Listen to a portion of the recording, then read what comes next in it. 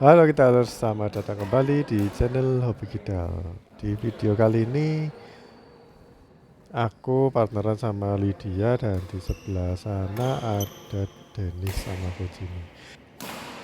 Dennis itu aku jarang video ya, soalnya aku memang jarang main bareng Dennis, partneran maupun musuhan. Nah di video kali ini kebetulan kita musuhan. Oke, di video kali ini aku ingin bahas mengenai gendongan ya.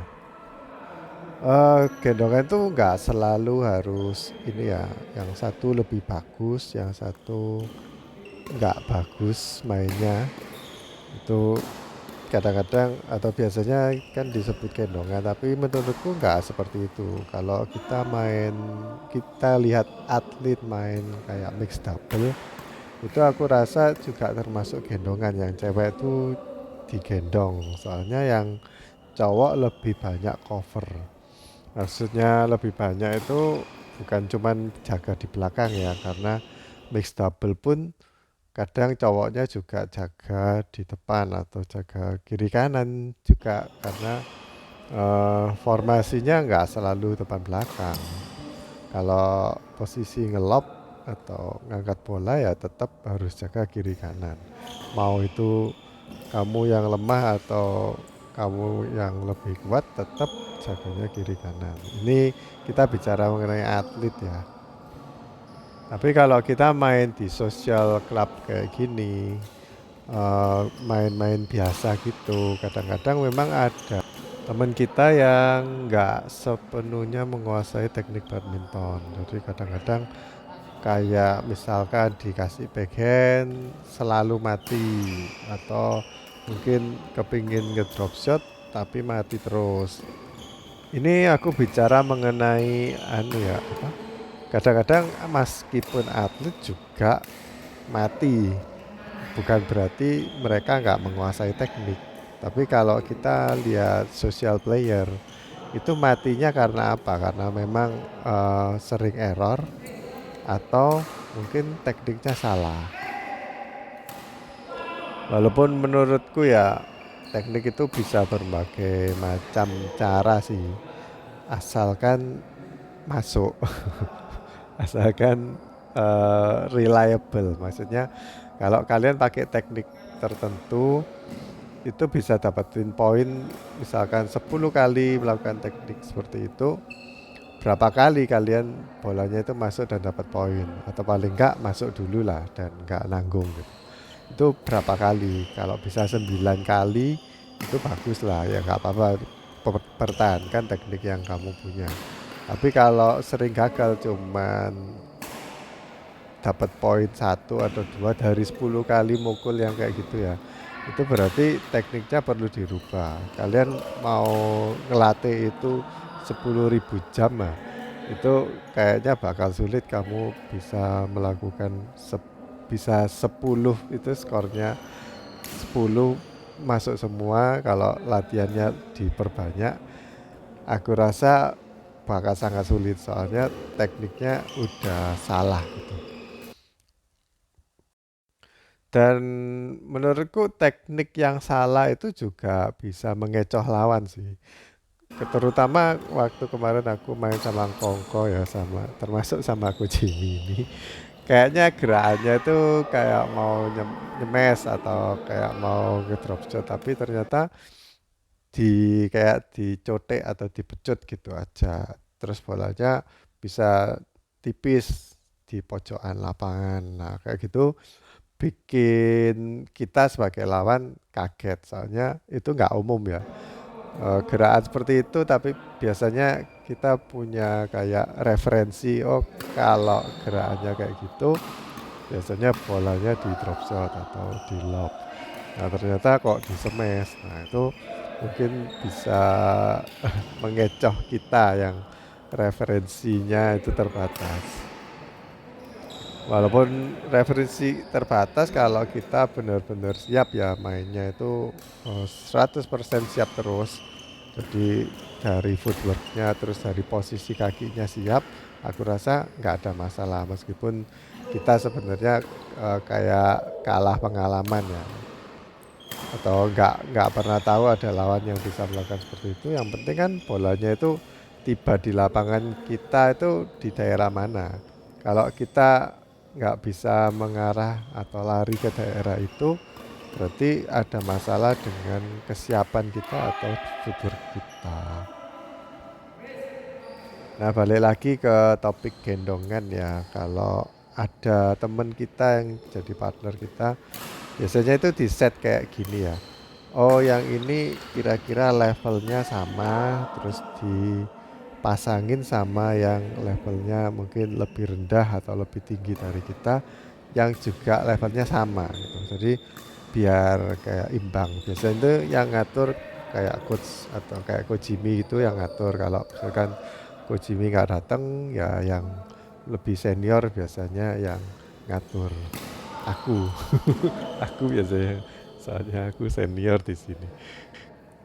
Nah, biasanya aku tahu kalau ini cocok sama ini, terus lawannya ini sama ini itu kira-kira imbang. Tapi kadang aku juga sengaja ngeset yang ini bagus-bagus, yang lawannya itu kayak orang pelajaran semua. Jadi biar mereka itu bisa maju gitu menurutku kayak gitu. Jadi nggak selalu di set seimbang.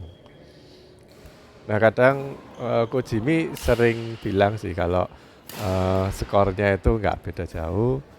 Dia bilang kalau oh ini sama kuat.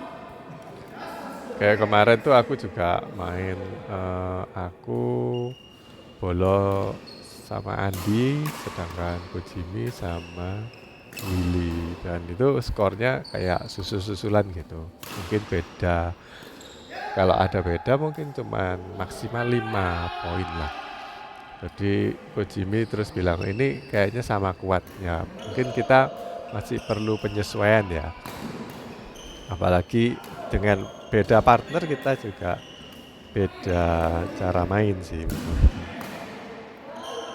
Nah aku kebetulan kan partneran sama Lydia, berarti kan settingannya itu seharusnya kayak mix double ya. Jadi aku yang biasanya jaga di belakang, tapi Lydia biasanya nggak mau kalau disuruh jaga depan terus. Dan repotnya kalau kita main kayak mix double beneran kayak atlet ya, itu yang belakang itu sebisa mungkin harus nurunin bola terus, jadi nggak boleh ngangkat. Nah itu yang susah ya, secara teknik aku belum sampai di situ. Kadang-kadang kalau uh, bolanya jauh ya pasti aku buang atau lob. Jadi secara teknik aku masih belum sampai ke sana. Nah, kebetulan banget ya, aku sangat berterima kasih soalnya Lydia nggak mau ditaruh di depan untuk jadi gendongan. Dia kadang ngambil bola yang di belakang, malah inisiatif ngambil bola-bola yang sebenarnya daerahku, malah diambil Lydia. Dan itu cukup membantuku sih, soalnya aku kan udah nggak secepat dulu ya larinya. Kalau disuruh cover kayak Seo Sung Jae ya aku nggak bisa kayak gitu. Jadi memang perlu dibantu. Cuman kadang-kadang miskomunikasinya di situ. Soalnya kita kalau memang benar-benar pakai settingan mix double, ya aku harus cover 70%-an lah, sekitar 70%-an dari lapanganku itu aku handle. Yang 30% di handle sama Lydia. Nah ini kayak kalau settingan mix double ya. Nah kalau Lydia ngambil-ngambil bola yang di daerahku, berarti kan enggak 30, dia jadi kayak 40. Pembagian gilirannya 60-40 misalnya, kayak gitu. Itu kadang-kadang bikin kayak miskomunikasi, soalnya tadinya ngambil, mundur-mundur ngambil, tapi sekarang kok enggak. Nah itu tambah bikin bingung sih, soalnya kalau posisinya nggak enak, itu kita mau melakukan pengembalian itu agak nanggung biasanya. Soalnya kan telat, bolanya itu udah turun ke bawah. Jadi kita eh, pengembaliannya opsinya itu bakal terbatas. Nah kalau kita lihat settingannya lawan Kojimi sama Dennis, aku lihat Lydia itu kalau ngasih pengembalian selalu ke atau kebanyakan ke arahnya Dennis ya. Begitu juga aku amati di video ini, Dennis juga kalau mengembalikan ke arahnya Lydia. Entah itu memang disengaja kayak punya strategi kayak gitu atau enggak. Yang pasti aku sama Lydia enggak ada janjian kayak gitu. Kalau Lydia ngincer Dennis ya aku nggak ngerti. Aku nggak diberitahu soalnya. Kalau kadang-kadang kan kalau kita kalah itu selalu punya kayak strategi kan komunikasi sama partner kita.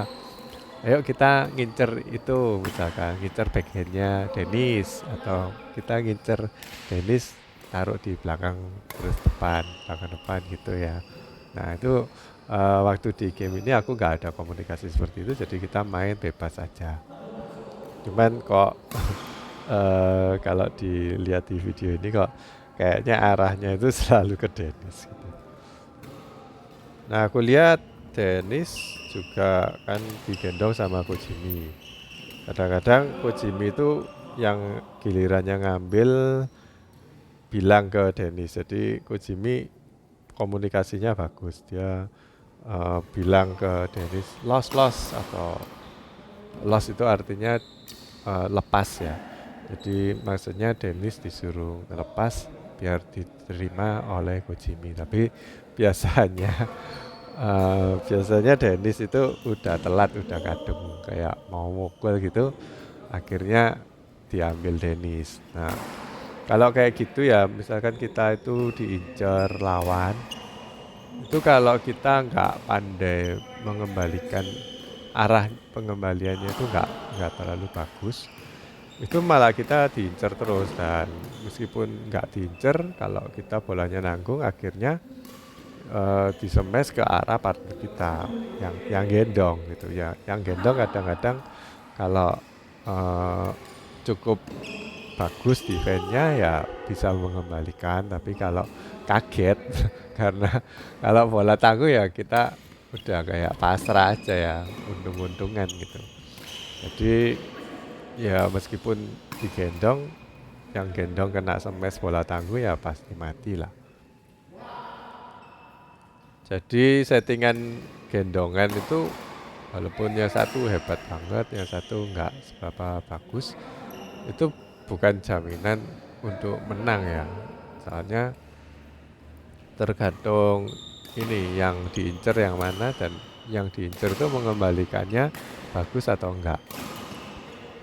Ya di video sebelumnya aku partneran sama Willy yang lawan Kongko itu. Kan Willy sering mengembalikannya itu tanggung ya, soalnya kayak dikedut di belakang terus mengembalikan tanggung ya, aku nggak bisa apa-apa. Walaupun Willy pun juga yang ngasih bola tanggung juga nggak bisa apa-apa. Kalau dari aku sendiri ya, itu punya prinsip kalau kita mukulnya bolanya tanggung, tetap harus harus siap-siap untuk bisa mengembalikan. Kalau bola tanggung itu biasanya kan di smash ya, jadi kita udah siap-siap gitu. Misalkan bolanya tanggung banget, kalian amati kalau atlet bolanya tanggung banget, itu dia defense-nya itu agak mundur lagi. Jadi bukan di tengah-tengah lapangan, tapi agak di daerah baseline.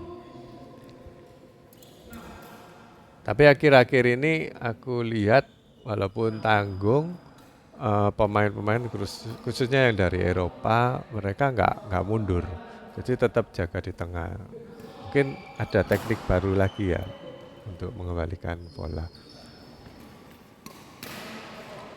Kalau modelnya itu gendong-gendongan, itu kita lihat apakah teman kita itu yang digendong terbiasa jadi orang atau pemain yang digendong.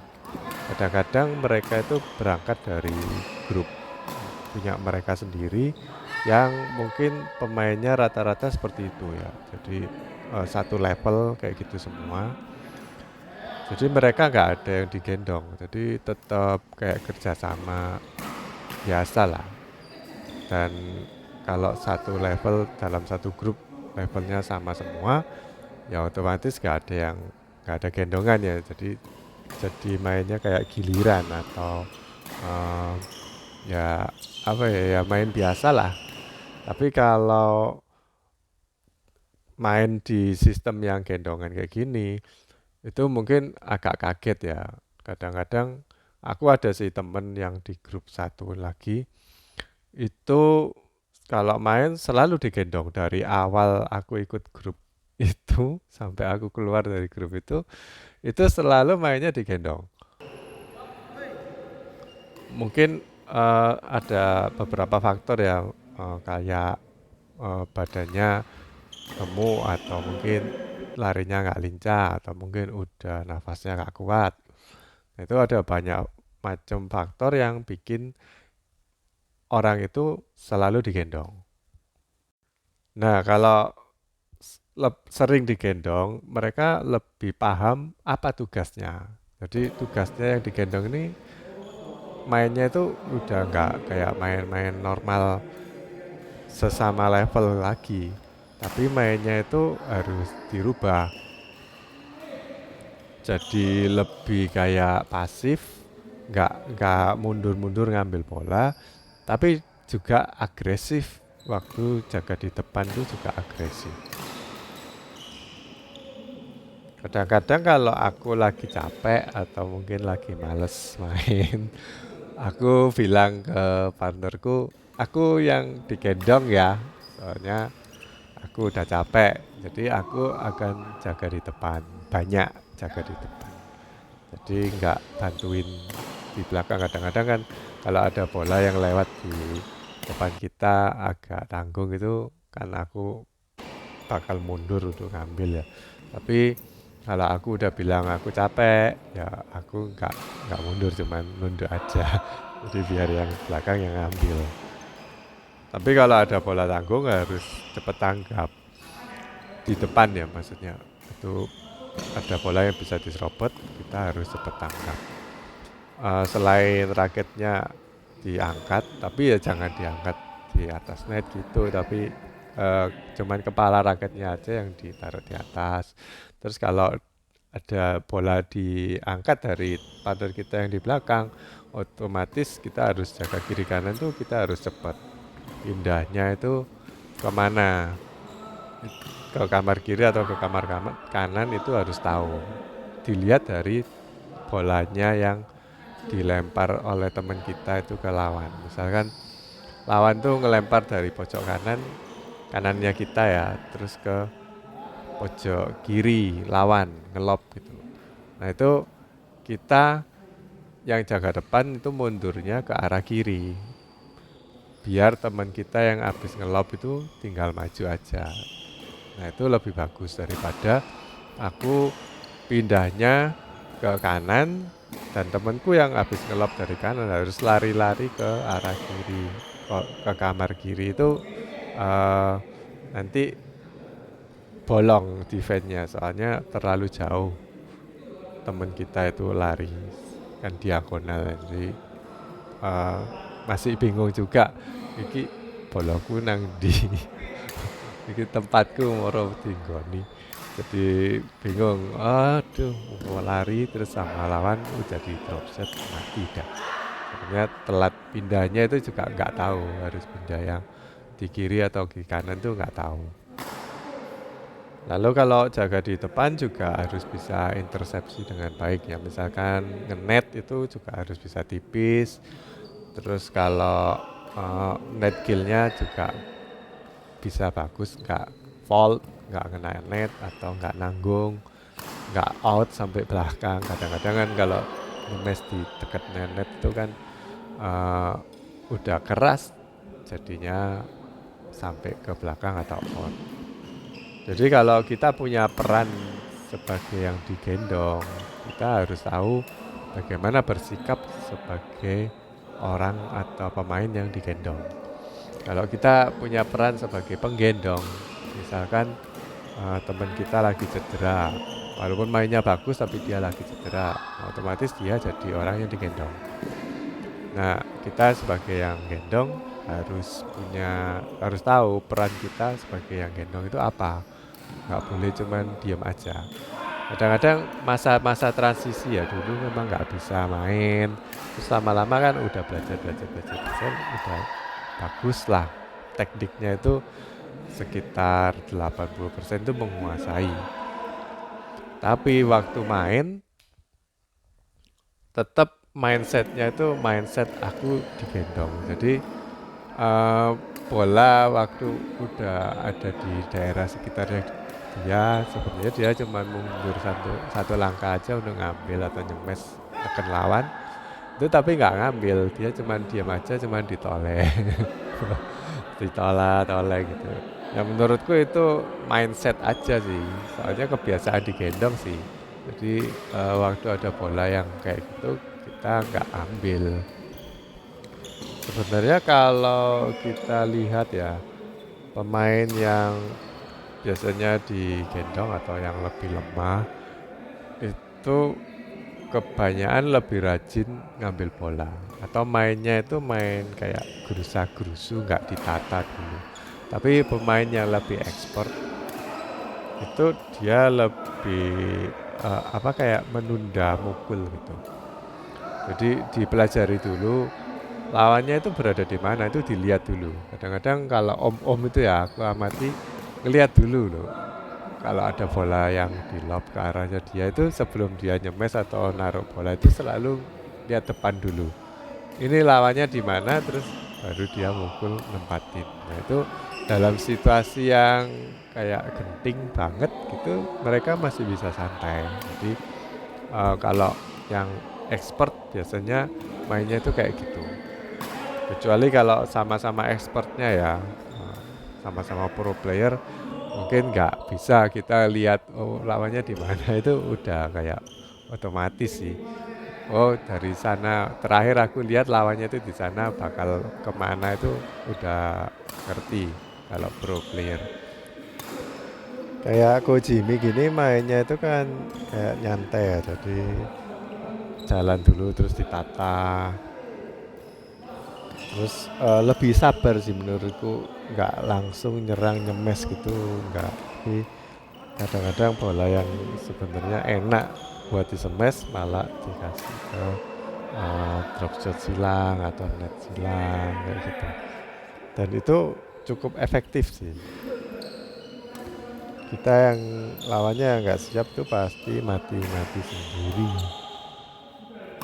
Lalu hal yang perlu diperhatikan oleh yang digendong, itu sambil digendong kita tetap latihan lah, karena kita kan main juga, kalau menang nggak dapat apa-apa juga, kalau kalah juga nggak rugi kan. Jadi